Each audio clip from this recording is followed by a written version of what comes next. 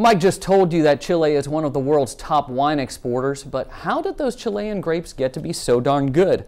Joining us now for a special Ag Minute is Kristen Oaks. And Kristen, when I think of Chile, wine is probably not the first thing to pop into my head. You know, I think that makes two of us. While Chile's wine country doesn't have the reputation of California's Sonoma or Napa valleys, Chilean wine history is surprisingly similar to the United States.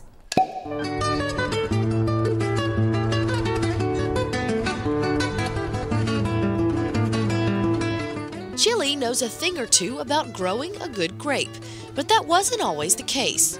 Much like the United States, Chile can thank the Spanish conquistadors for their booming wine industry.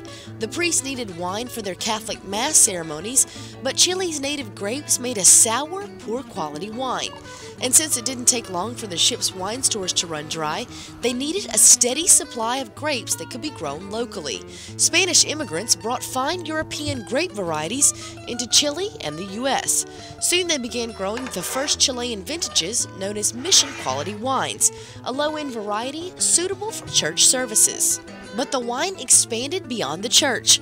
The locals proved they liked to have a glass every now and again too. A growing wine demand meant a need for more grapes. Farmers began showing up at the mission to help the clergy grow more and better grape varieties. Today they remain one of the top wine-producing countries because the phylloxera epidemic that destroyed European and Californian vineyards never reached Chilean soil. Chile continues to be a global player in wine production, popping the cork on some of the finest wines anywhere in the world. Now, after the 2010 earthquake, Chile lost 125 million liters of wine from spillage. Well, now moving on to Twila Trivia. Last week I asked you, vitamin C helps your body absorb which other nutrient? And the answer is C, iron. For this week's question, the U.S. consumed about how many liters of wine per capita in 2010? Is it A, 1, B, 10, or C, 50? Know the answer? Well, all you need to do is log on to our website, twilatv.org, submit your answer, and we'll send one winner a selection of delicious red and white Chilean wines.